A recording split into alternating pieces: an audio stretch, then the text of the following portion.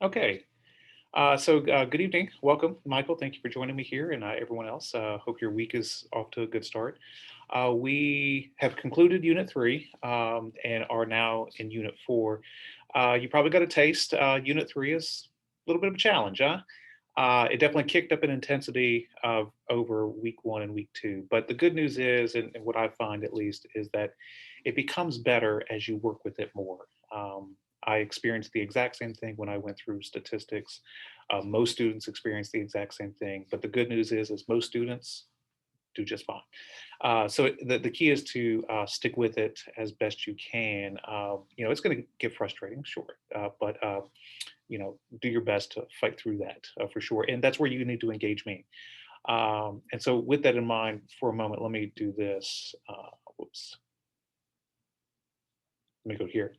I inundate you with email. I kind of am probably repetitious with my emails, but I do just want to make sure that you all are looking at the resources and sort of just to go back, look here. There's a video. I actually probably need to update it. I copied and pasted. I shouldn't have done that. But basically, this is a video of how to work with the normal distribution. How do you calculate the z-score? How do you use the z-score to get a percentage, to get an area, to get a percentile, probability, all the same exact thing. And then vice versa. How do you, if you're given a probability, if you're given a percentile, how do you use that information to find the z-score and then use the z-score to solve a problem? Um, to that end, so that's what this video does. To that end, go over to discussions. We're going to open it up here, and we're going to go to open discussion. And just a quick reminder, and I've sent an email on it, but just want to make sure that everyone's aware that I have questions here. See Unit 3 question 4, question 7, 8, 9, and 11. And they come from homework 1 and homework 2. So, you know, it just sort of reinforces it. So the first video sort of is a lecture style, and then this sort of reinforces it. Now I've done the same thing here. Look, Unit 4 homework 1, Unit 4 homework 2. There's 3 questions from there to help guide you through those. One of the things I tend to hear from students is that Unit 4 is a lot better than Unit 5. There was one thing I forgot to mention.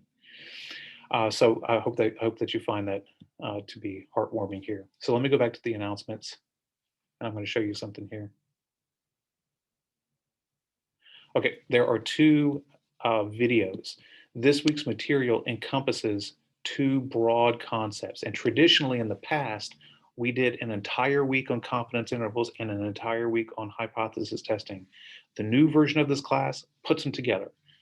Rightfully so, they do belong together. But it does make for, we had to make some decisions, and this is one of the decisions. I think it's actually better the way that it is now. Part of the reason why I think students enjoy it a little better is because they're presented together. But do note, our material this week encompasses 2 different things. That's why I have a video on confidence intervals. I recommend you do it because I basically lay out step 1, step 2, step 3, step 4. I go through the process of confidence intervals. And I think once you see that, you're going to find, oh, it's not so bad. The tricky part is hypothesis testing, which is why I wanted to dedicate our Zoom session to that. So what are we doing with it? What's the whole purpose of confidence intervals and hypothesis testing? Well, it kind of sort of steps back, from the whole purpose of statistics. Remember, we're trying to study a population. We're trying to figure out what's the average income, what's the average heartbeat, what's the average shoe size, all this stuff. But we can't go and study everybody because it's just too many people.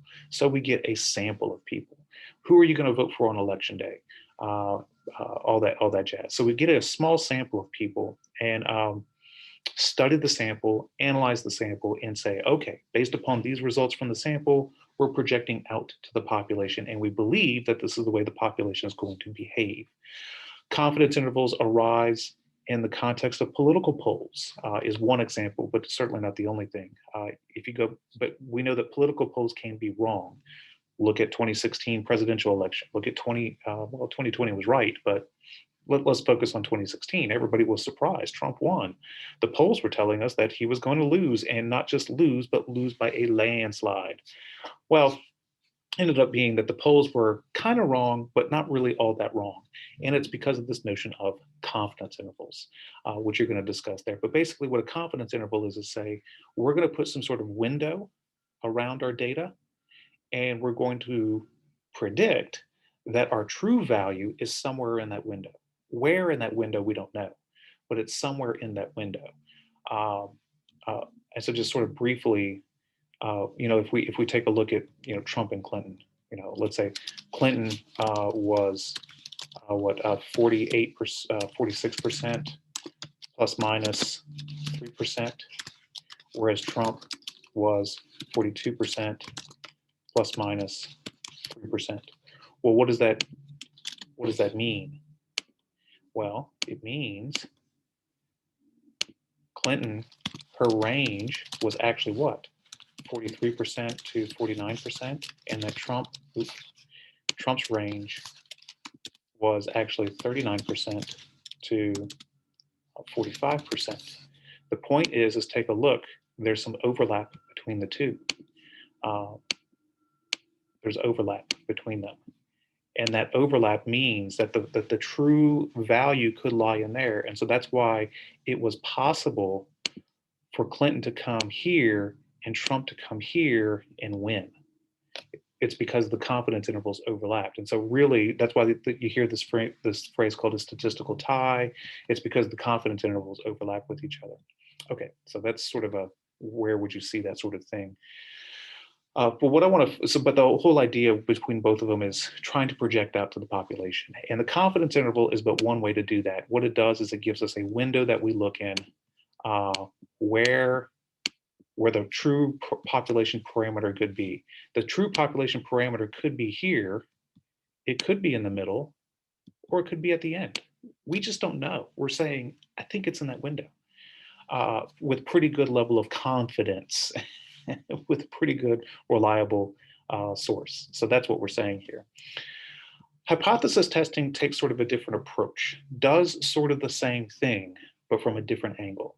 And here's hypothesis testing sort of in a nutshell. Think of a criminal trial. Think of a famous person, think of anybody who's standing trial and the jury comes back and says, not guilty. Or they say what, guilty or not guilty. Guilty means they committed the crime, but does not guilty mean that they didn't commit the crime? No, because the history is replete with people who in fact did the crime, but there just wasn't enough evidence to actually convict. The prosecution missed something or just had a gap in their evidence. Hypothesis testing is all about the strength of your evidence. Do you have enough evidence, i.e. data, to convict, i.e. reject your hypothesis? Or do you not have enough data or evidence to reject? And in that case, we would fail to reject. You could ultimately, by capturing more data, you could ultimately reject, but just on present what you have in front of you, you don't have enough information. So that's the whole point is being deemed not guilty does not mean you're innocent. Just like in hypothesis testing, we either reject or we fail to reject. When we reject, we know we have enough evidence. It's not a good hypothesis. We reject it. Fail to reject just means, well, we got to keep it around a little longer. We just don't know if it's wrong. We don't know if it's right. Just not enough evidence. That's in a nutshell what we're doing, and it's through a very methodical method that we do this. And that's part of what's also nice about this week's material is there's step by step by step by step by step. Okay, there's different ways we can hypothesis test. Now the good news is these 4 different ways, or hypothesis testing on a mean, these sort of fall in line with the confidence intervals too. So we're going to do the process, forget that one. Really not a big deal. But we'll do the other ones too. And the good news is, just like with confidence intervals, they all pretty much have the same process. Hypothesis testing is the exact same way. They all have pretty much the same process. The difference between the different types of tests or the different environment is the environment you're testing in. Here, there's 2 tests that you do when you're testing the mean. For example, is the the true average salary for someone in IT X dollars, or is the true body temperature of humans really 98.6? That's the mean. That's what we're talking about, is that we're trying to test the population mean. It arises in two contexts. Either the population standard deviation is known, or the population standard deviation is not known. And the only difference between those is just which table are you going to use. When you're in the first context, the population standard deviation is known, you utilize the normal distribution, the Z table that you learned in Unit 3. When the population standard deviation is not known, you're going to learn about a new table called the T table. It's similar to and very much like the normal distribution, but just a little different. But it's just, and that's the only thing, is where are you going to look for your answer? The Z table or the T table, but the process is still the same.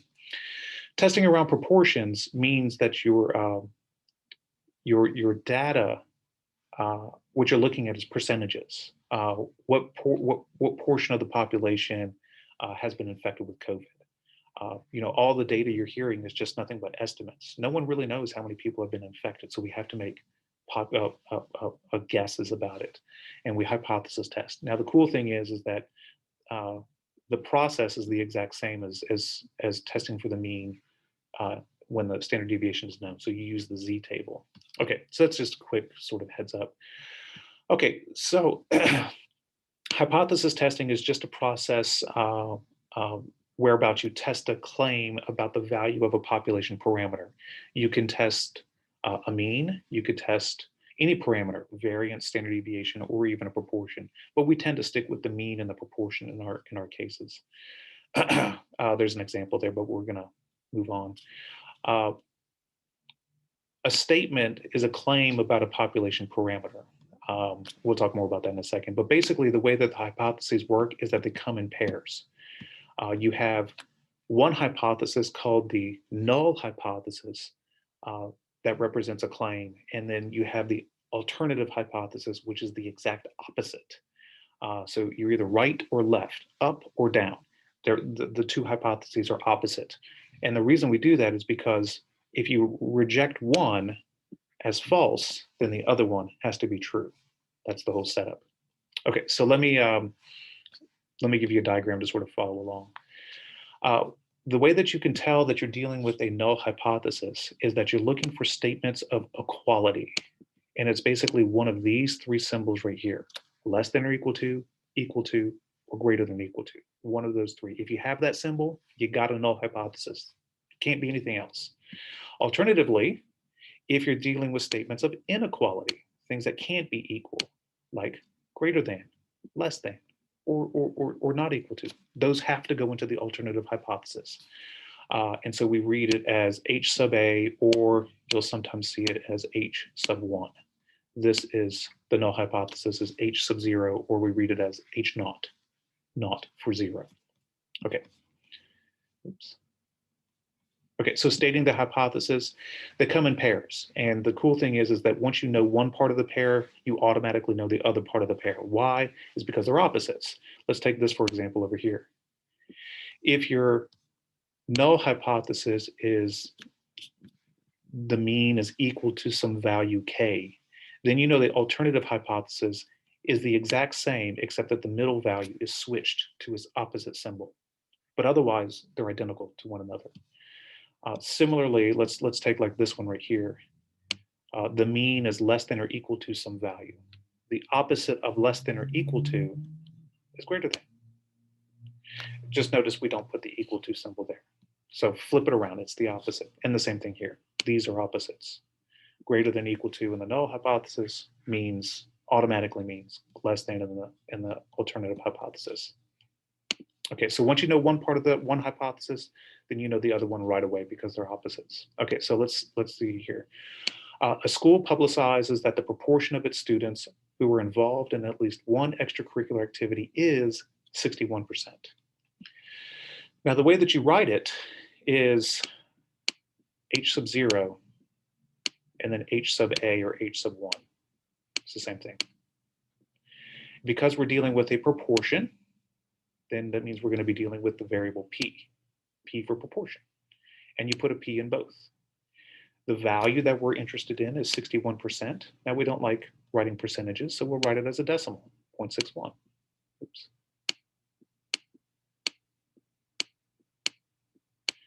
And now all we need to do is figure out what goes in the middle of each one. Well, this is where you need to fall back upon your translation of word problems back in college algebra. And the magic word here is the word is. Recall from your days of college algebra, the word is means equal to. And because it's equal to, it goes in the null hypothesis. Therefore, the opposite in the alternative hypothesis has to be the not equal to symbol. But notice they're almost exactly identical, with just the middle symbol are opposites of one another. That's it. So the real key to the whole thing is looking for the buzz language. Is not, would be not equal to, less than or equal to, or phrases like less than, greater than, at least, at most, things of those of that nature. So let's see that. Let's see another example here. Okay, a car dealership announces that the mean time for its oil change is less than 15 minutes. So same thing, you set up the mean time. So we're dealing with the mean, so that's why you use the Greek letter mu. 15 was our value. Now in this problem, the buzz phrase was is less than, not is less than or equal to, is less than. So because it's less than, then we know that this is an alternative hypothesis, and that's why we put the less than symbol there. So the opposite of that has to be flip it greater than or equal to. Okay. And I think one more for just completeness sake, we have it here. A company advertises that the mean life of its furnaces is more than 18 years. Here the phrase is more than, that's the key. So that's why we have a greater than symbol right here, is because that expresses that the mean is more than 18. And so we flip it around the opposite, and that's how we get the null hypothesis. So one of the things to take away is that your claim, the wording of your claim could present it as an alternative hypothesis or present it as a null hypothesis. Just be mindful, it's just the wording that differentiates whether it's going to go in the alternative or the null hypothesis. Things of equality, null hypothesis. Things of inequality, alternative hypothesis. Okay, there's this idea of the types of error, because we recognize we're not measuring the population. We're measuring the sample, using the sample to help us predict the population. So we could have it completely wrong, couldn't we? We could be missing some important pieces of data. For example, if you're trying to get the average height of human beings, think of all the people you know and the people and the heights they are. I bet you almost none of them are over 7 feet tall. But we know that 7-footers exist. Kevin Durant comes to mind readily, or what's his name from Memphis, the really tall guy who plays. Anyways, my point is we know that really tall people exist. We know that really short people exist too. So the people you know may not be representative of the population, but they kind of are, aren't they? Because how rare is it for someone to be super tall or super short? It's very rare. It doesn't happen that often. So if we miss 1 or 2 people, that's okay. We're not gonna have a whole lot of error because of it, just because those numbers are pretty small. But nonetheless, we do recognize that we could be missing some people, and so we will have error. There are 2 types of error in this case, and it all depends upon whether you reject or whether you reject a hypothesis and you shouldn't have done it, or you did reject it. I'm sorry, you did not reject it and you should have rejected it. Okay, so we have what we call type 1 and type 2. Oh, yeah, I don't have it here. So if you reject the null hypothesis and you shouldn't have, that is what we call a type 1 error. And that's represented by the symbol alpha. You may see it in your homework, alpha. When you reject the null hypothesis, but you shouldn't have. In other words, it's well, I forget the sort of a false negative, here, the next part is if you fail to reject the null hypothesis when you should have rejected it, that's a type 2 error. And that's a false positive, if you will. So those are the two types of errors: when you reject it, but you shouldn't have, or you didn't reject and you should have. You rejected, but you shouldn't have, or you didn't reject, but you should have. Those are the two types of errors. Okay, and we typically focus on the type 1 error uh, uh, when we reject the null hypothesis, but we shouldn't have. Oops, go forward here. Okay. The other thing is the level of significance. We already talked about the Greek letter alpha. Alpha corresponds to the type 1 error. And it really is a probability. Uh, we say alpha values of like 0.1, 0.5, and 0.01. What this really signifies is the level of probability. This is a 1% probability, a 5% probability, and this is a 10% probability. 10%. Basically, we're willing to accept, basically, what's the probability that you make a type 1 error is the same thing as whatever your alpha value is. So if you get your results on the null hypothesis and you reject when you shouldn't have, what's the probability that you're wrong? That's what that's saying. If you make a type 1 error, you reject when you shouldn't have, what's the probability that you're wrong? That's what the alpha represents: 10%, 5%, or 0.01% probability. That's what that measures. We don't get too much into type 2 errors, beta, that we signify with beta, because really it's sort of a correlation with alpha. That's why we don't go too far into it. Okay, so just a quick overview here. You got to identify what type of test you're doing. Are you doing a test on the mean? If so, then you're either going to use the Z table or the T table. And the only difference is whether the population standard deviation is known or unknown. Okay, so just to kind of ready you. If you're dealing with a population proportion, P, then you're dealing with the Z table. We talk about that in section 4. There's also, you can test the standard deviation and the variance too, but we're not going to do that. I have a problem in the open discussion forum. I go through it, but I'm not doing it here because it's completely separate and too long. Okay, so it talked about p-value. It talked about probability already. Remember, we talked about alpha values being the probability that you make a type 1 error, the probability that you reject when you shouldn't have rejected. Associated with that is the idea of a p-value.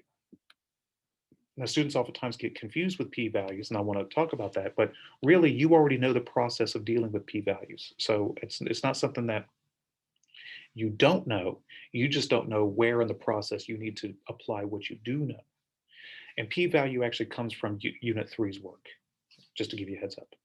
This is the probability that if the null hypothesis is true, of obtaining a sample statistic with a value as extreme or more extreme than the one determined in the sample data. Basically, what's the probability of getting a value that is more extreme than what you got?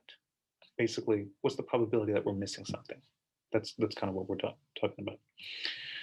So it depends upon the nature of the test. And what do we mean by the nature of the test? There are 3 types of hypothesis tests. Now, the first thing you need to do is, am I doing a test about the mean or the proportion?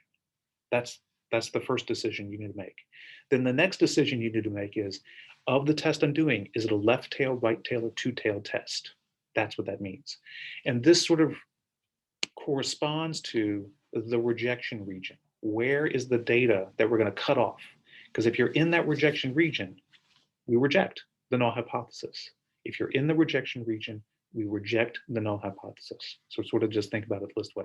And being a left tail or right tail or two-tail test just tells you where is the null hypothesis, where is the rejection region, location. Okay, so let's talk about this. This is a left tail test. Now, what do we have here? Take a look at the graph. It is what? The normal distribution, just like we did last week.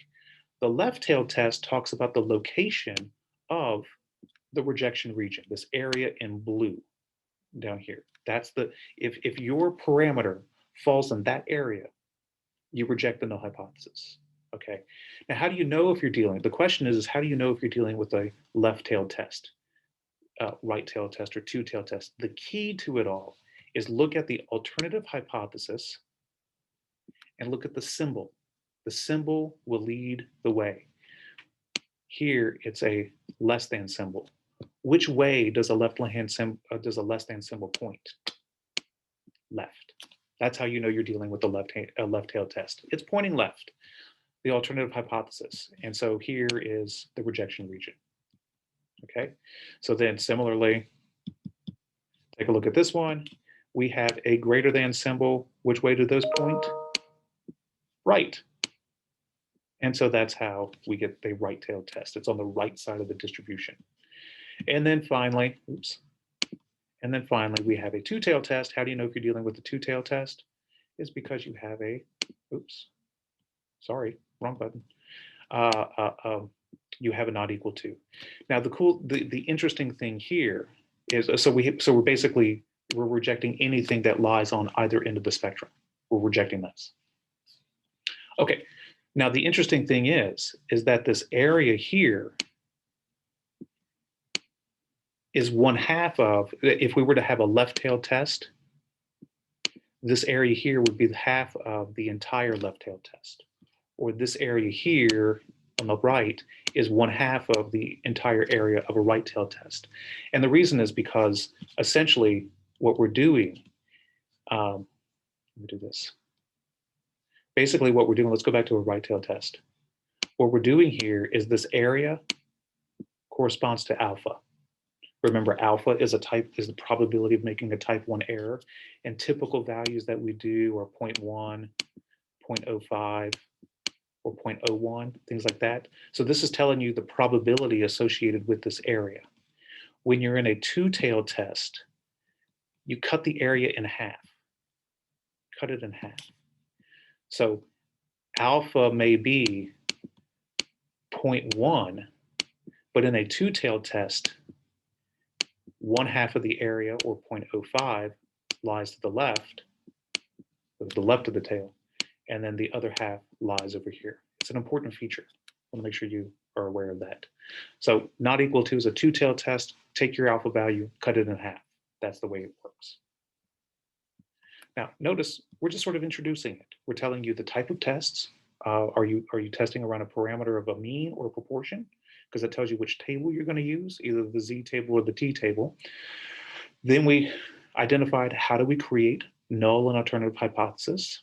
And then based upon the null and alternative hypothesis, do we have a left-tailed test, right-tailed test, or two-tailed test? We're learning all about what our test is. That's the setup.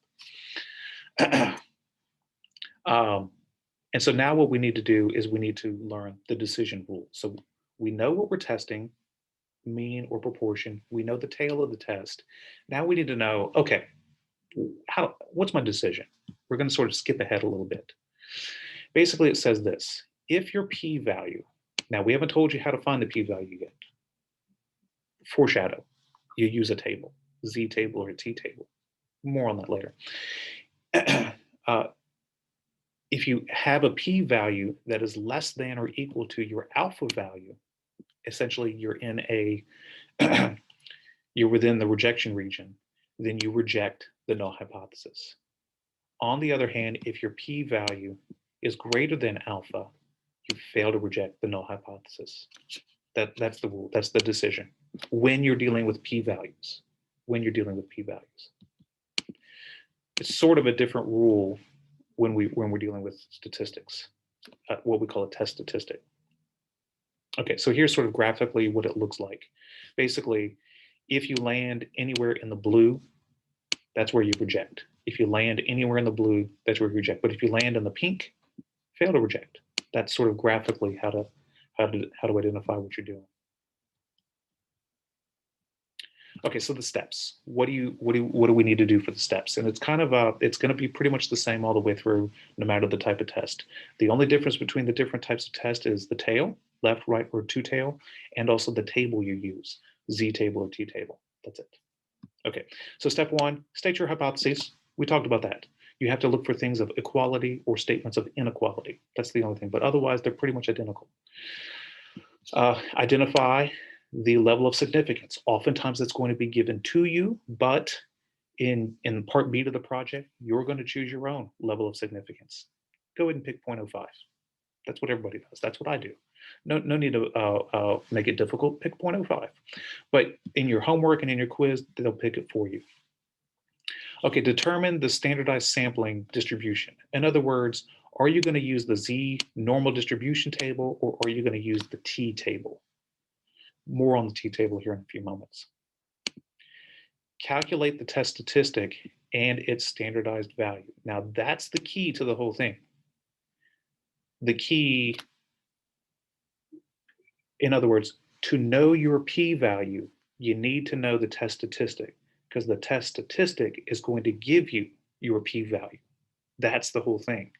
And there's a formula for this. So we're going to put a little asterisk because we're going to come back to it. That's the thing I haven't shown you yet. So once you calculate your test statistic, you convert that into a p-value. So that's what this is. Convert it to and find the p-value, convert it. And then you use your decision rule. If the p-value is less than or equal to the alpha, reject. Or if the p-value is greater than your alpha, fail to reject. And then you write a statement to interpret the original claim in context. That's sort of the conclusion, if you will. But the big deal is 6, using your decision rule. So let's see that in action now. The only thing I haven't shown you is the test statistic. But once you know the test statistic, you take the graph, the Z or the T table, and you utilize that to make your decision. Okay, so let's go over here. So let me jump ahead. Here's the formula. The standardized statistic is this formula right here when you're using the Z table. If you're using the T table, it's the exact same thing, just T instead of Z. Oops. The T and the Z are really just tells you which table you need to work in. The formula on the left is really the thing. So what is the formula on the left? Let's kind of break it down. It says this is X bar right here, X bar. Remember what X bar means? The sample mean. The sample mean. So remember the data you collected, what's the mean of that sample? The mu here represents what we call the hypothesized mean. The hypothesized mean for the population. Remember, this mu corresponds to the claim you're making. Remember, as an example, 61% of our students engage in one extracurricular activity. That's just a mere hypothesis. It's a guess. We actually don't know. That's where that goes. We think that the normal height of a male is 5'11". That's the guess. We don't know. That's the whole point. It's the hypothesis. The population standard deviation. So this is in the context here of if you know your population standard deviation. What if you don't know your population standard deviation? You use the T table, and instead of sigma, because you won't have sigma, you'll utilize the sample standard deviation. That's the only difference. And then N is your sample size. Okay, now one of the things I forgot to sort of a side note here, one of the things you may recall from Unit 2's discussion, one of the things that it was quite common for students to say is, remember that was all about the discussion about whether the polling and all that stuff, the study represented the population. And one thing was quite common for students to say was that the sample wasn't big enough, maybe 900 people, 1,000 people. People would say, well, that's just not enough people, because think of all the people on the planet or country or state or whatever it is. What you're going to find by way of confidence intervals is you actually don't need a big sample at all. 1,500 is actually a very large sample. You can make really good predictions based upon a very small number of people. For example, the presidential elections. The polls, 2016 aside, generally are pretty good. But take a look at how many people participate in political polls. 1,500, 1,000 people. So we're basing the result of an election where 200 million people will vote on what 1,500 people tell us on a given day. That just tells you it doesn't feel like it's a lot, but it is. Okay, so I'm getting off base. Okay, so then let's take a look at this. Okay, yeah, let's take a look at, there it is. Okay, here's an example. So employees at a construction and mining company claim that the mean average salary of the company's mechanical engineers is less than that of its competitors, which is 68,000. So a random sample of 20 people, 20 of the engineers has a mean of 66,900. Assume the population standard deviation is 5,500 and that the population is normally distributed. Those are two key elements. What is the population standard deviation and what is it normally distributed? Because that then means that we're going to use the Z table. At an alpha level of 0.05, test the employee's claim. So remember the very first step of the process is what? We have to determine our null and alternative hypothesis. So H0 and HA. So we're talking about a mean, so we use mean. We're talking about a value. What are we testing here? Well, the construction company believes that its engineers is less than one of its competitors, which is at 68,000. So that's the test. The test is seeing whether our mean is in fact less than the competitors. So 68,000 goes here. That's the number. All we need is the symbol. All we need is the symbol. And here you'll see that the phrase, the magic phrase is, oops. You see that the magic phrase here, less than. So that's a statement of inequality. So we put that here, less than, and we flip it around and make it greater, put the equal underneath. And those are our hypotheses. That's it. So this tells us what? We have a left tail test. A left tail test. We also know that we're dealing with the normal distribution. How do we know? Is because it tells us. Assume it is normally distributed. So draw your normal distribution. Because it's a left tail test, guess what? We want to reject the left-hand side. So that's the setup. Now what we need to do is we need to calculate the test statistic. So I'm going to go to the next page because it's a better drawing. So we break out our formula. Z equals the sample mean minus the hypothesized, the guess mean, divided by standard deviation divided by square root of the sample size. So here are the values. 66,900 was the sample mean. 68,000 was the guess. 5,500 was the population standard deviation. And then our sample size was 20.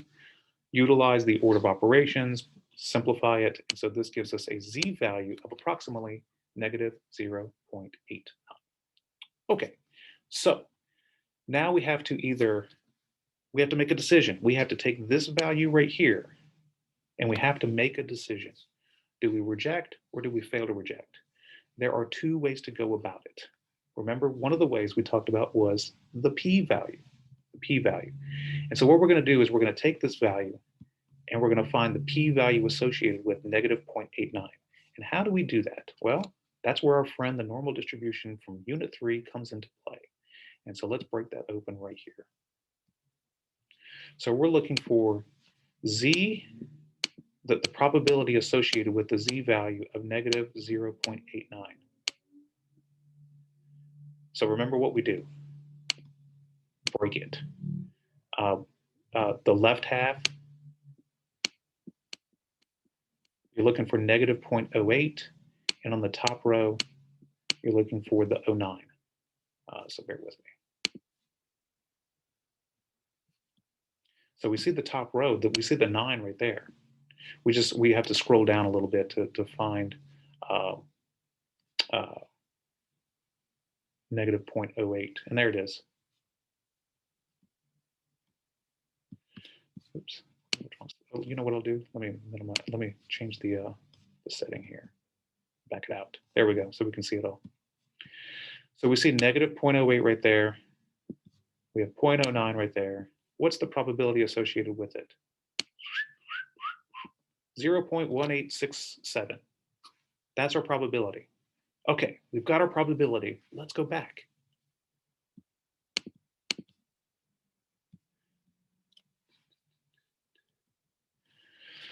Okay, so we saw that the probability associated with this was 0. I forgot what it was. I'll come back.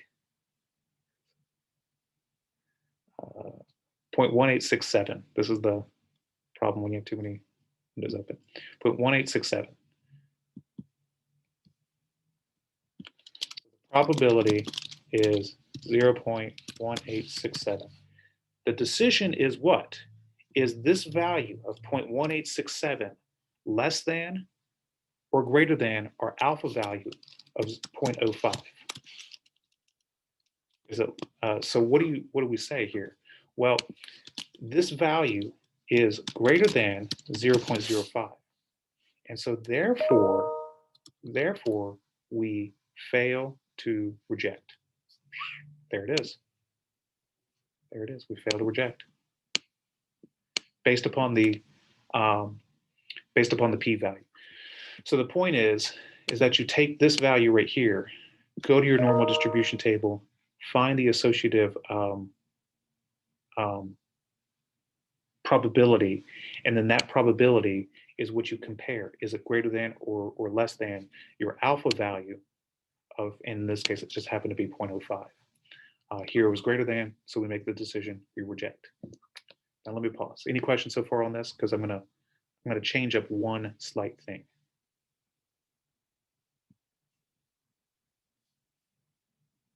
Okay, so same process, same problem, nothing changes, except there are two different ways you can essentially test the hypothesis. You can do like we did here, set up your hypotheses, find your test statistic there, and then find the probability, and then test it to find the p-value. Find the p-value, and then see if the p-value is greater than or less than your alpha value. That's one way to do it. The second way to do it is to take this value and work backwards to find a z-score associated with it, a z-score. So why would we want to do that? Is because at the end of the day, keep in mind, we're lopping off a certain section of the normal distribution and saying, we don't want that, we're rejecting it. What is that value? Where do we know that we're going to lop it off? That's what this does. We can convert this into some sort of z-score. And that tells us where on this horizontal line we lop it off. Okay, so, and we'll see why what would we want to do that. But the first question is how do we find that z-score? And again, Unit 3, normal distribution, what you do is basically the entire area is dedicated, because it's a left-tailed test, the entire area is dedicated to the left. So what you do then is you look for the value of 0.05 in the normal distribution. Remember, it's a probability. Look for it in the normal distribution and find the associative z-score value. So let's go do that. So remember, we're looking in here for 0.05. So let's find 0.05. It is, oh, there it is. It's right smack in the middle between these two.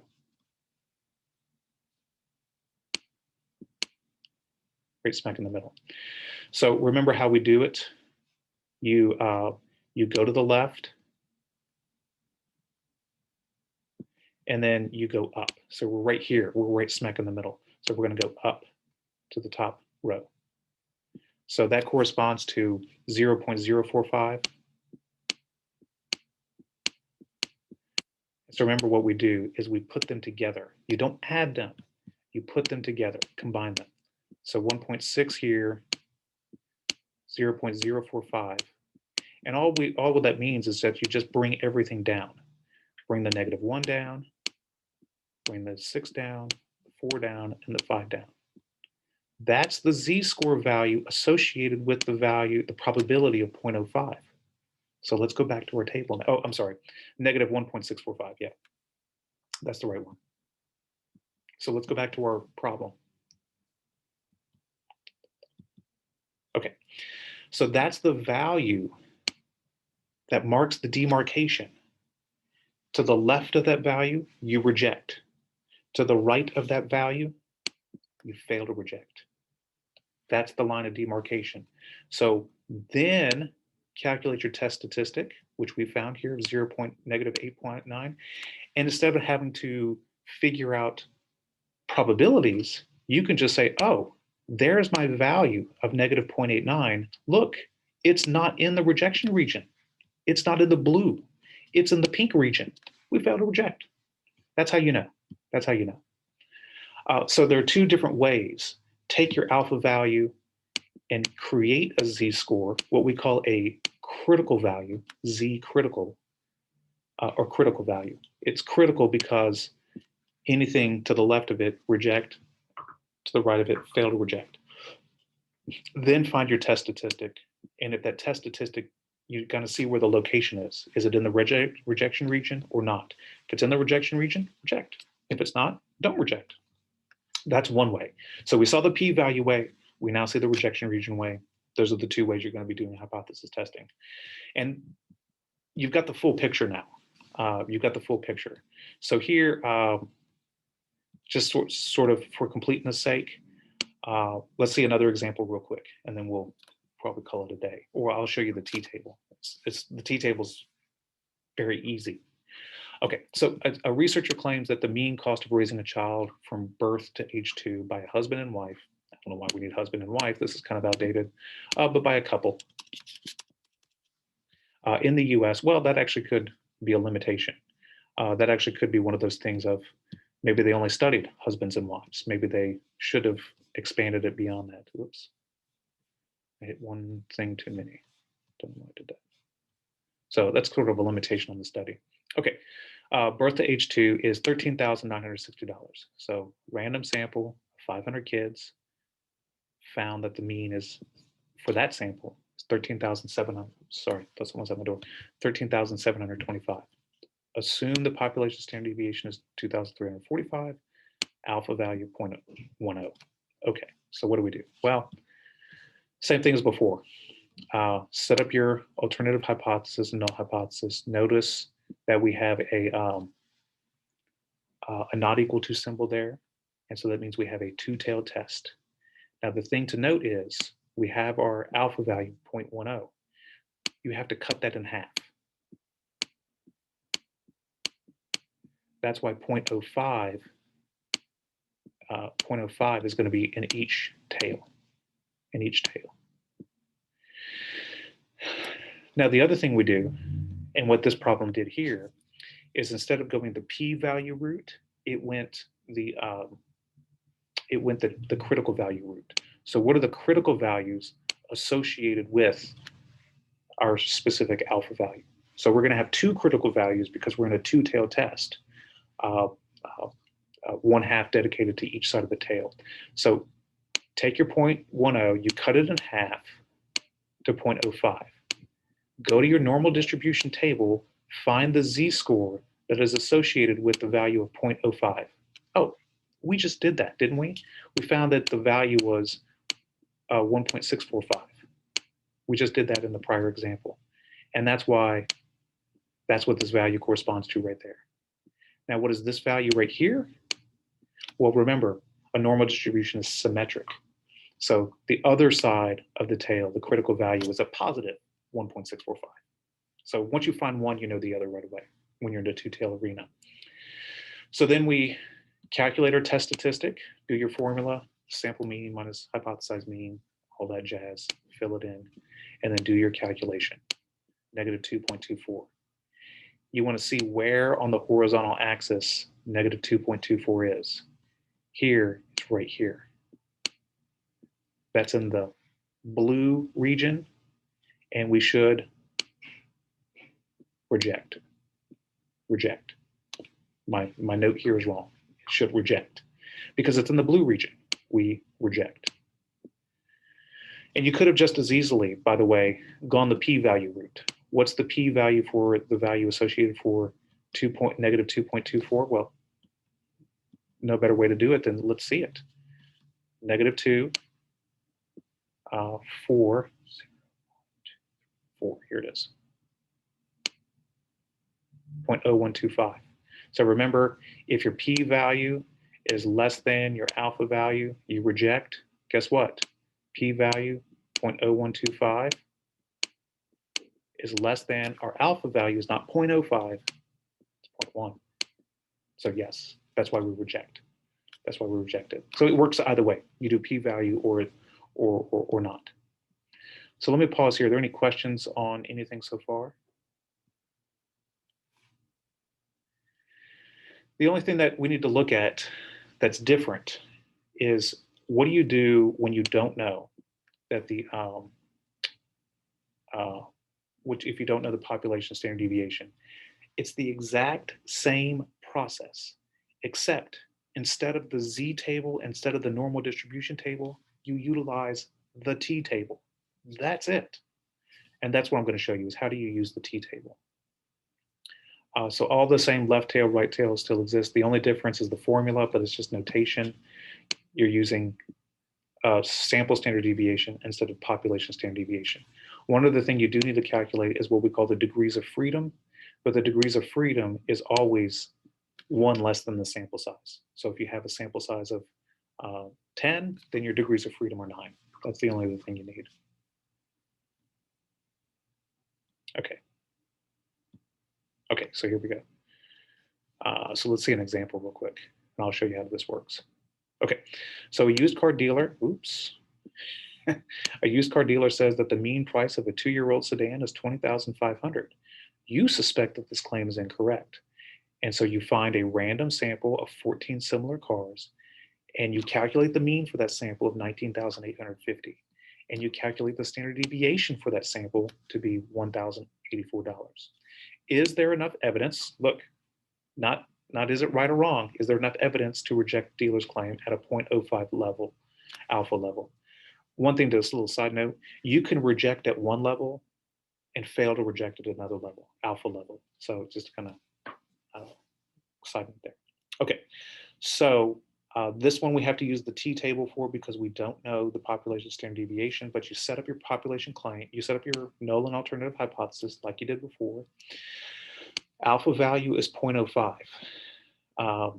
And then you need to know your degrees of freedom, and it's always the sample size minus 1. Okay, the other thing you need to know is whether you're dealing with a left tail, right tail, or two-tail test. Very important. Here, we have a less than symbol, so that means we have a left tail test. Okay, so what's the pertinent information? Left tail test, alpha level 0.05, degrees of freedom 13. Those are the things, because what are we going to do? Just like we did in the prior problem, we're going to convert this to some T critical value, some value at which it separates reject on one side, fail to reject on the other side. What's that critical value where the switchover is made? And to find the T critical value, you need the T table. And so let me open up my T table to show you what mine looks like.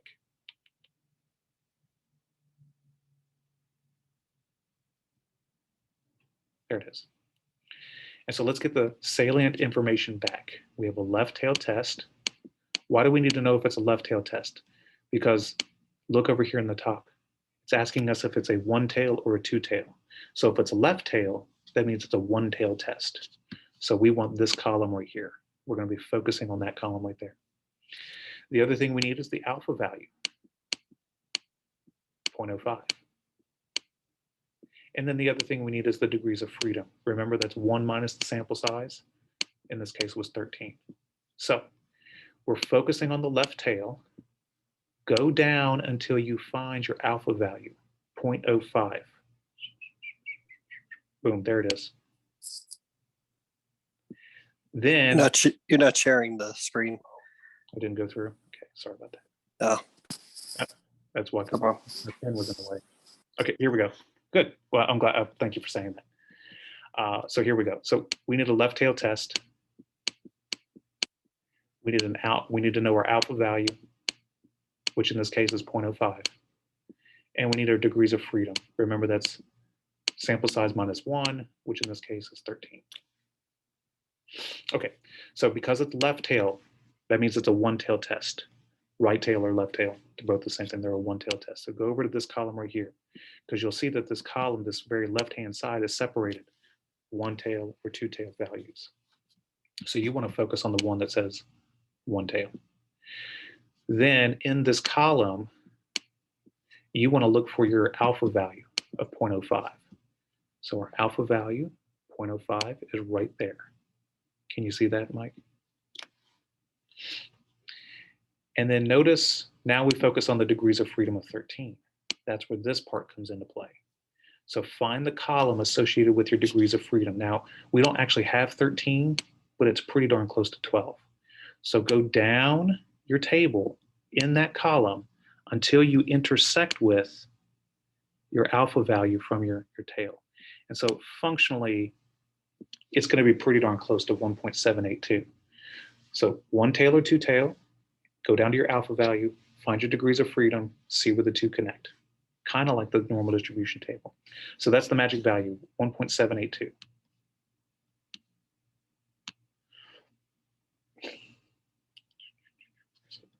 Is it? Yes. Okay, so it has a value of 1.771. That's because they used a calculator to figure it out. If you would use 1.782, you'd be just fine.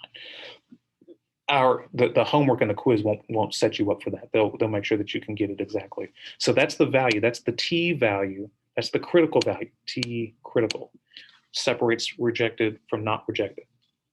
Now you go to your test statistic, calculate it. Sample mean, guess mean, sample standard deviation, sample size.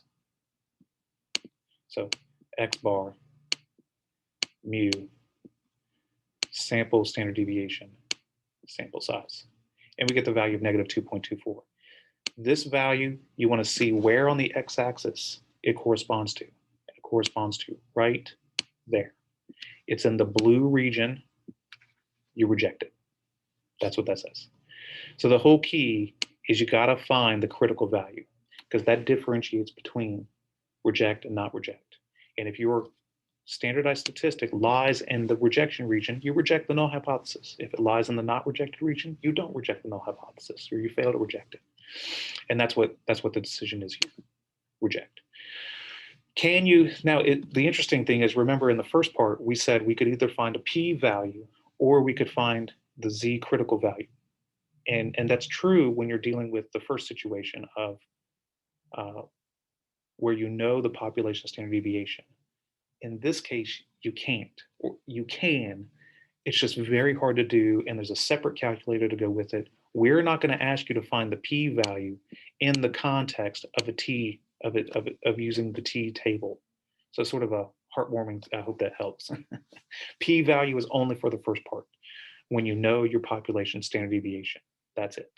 The second part, when you don't know that, the second kind of test, game's off. You have to find the standardized, you have to find the critical value, and then you test to see where your standardized statistic is located. Okay, and then the final thing, the final example, and it's really a rinse and repeat sort of thing. Let's see, do they do it? I guess you could use p-values. Oh yeah, they use a calculator. They don't have it here. I don't have it here. I'm surprised. Let me see.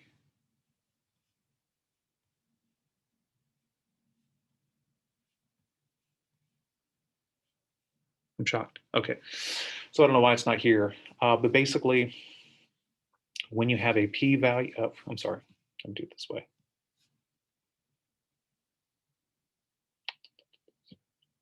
PowerPoints, that's where I want to go. Oh, I don't have it. Let me see if I have it here. I don't think I do. No, I don't. Okay, I'll do this then. The only difference between when you're doing a population proportion, the only difference between what we've done, and what you will do in a population proportion is just the formula. You still create your standardized statistic, but you're using P. Say for example, our very first example that we ever covered. 61% of students are in a extracurricular activity.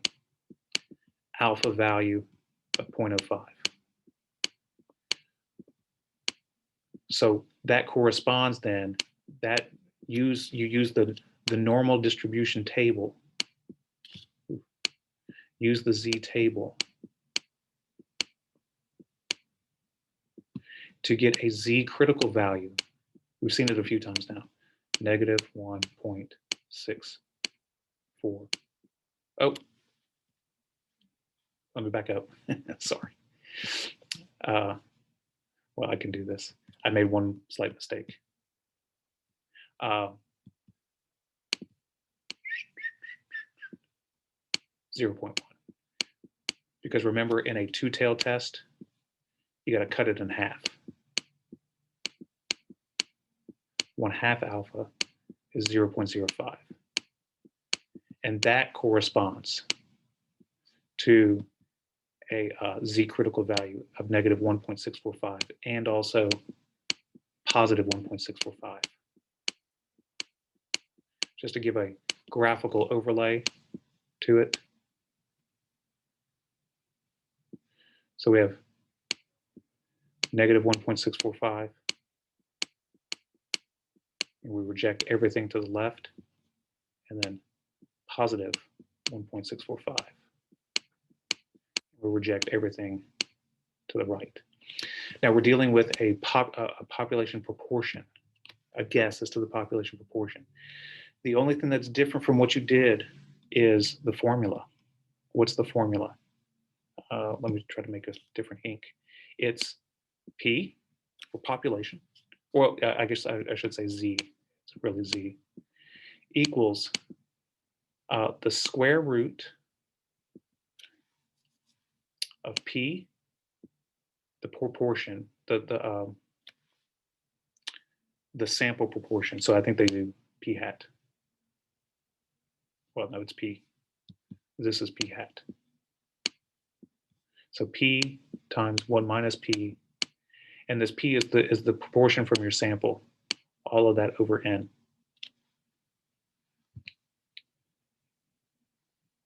Yes, that's the Z, that's the standardized test statistic. And so if this value, then you plot this value, whether it's here or here or here. That's what you try to do. But notice the point is that at the end of the day, the only difference between the three tests about a mean or proportion is just either A, the formula itself, or B, the table that you use. So let me do a quick recap on that. Just to sort of take you, oops, not that one. Okay. Oh, there it is. So just to sort of take you back.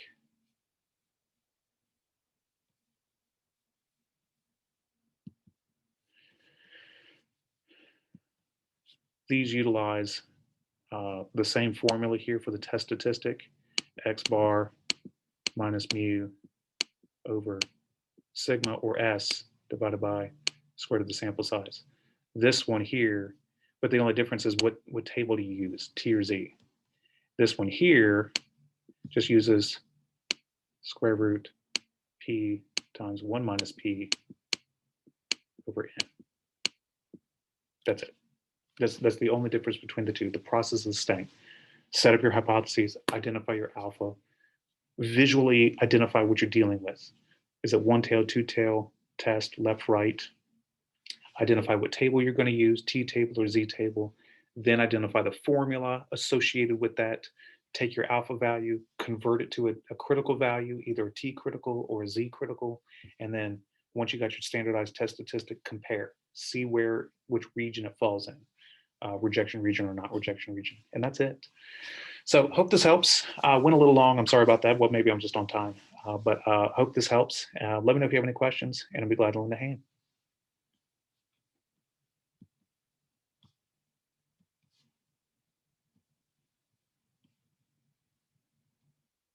Okay. All right. Well, I hope you have a good day. Bye-bye.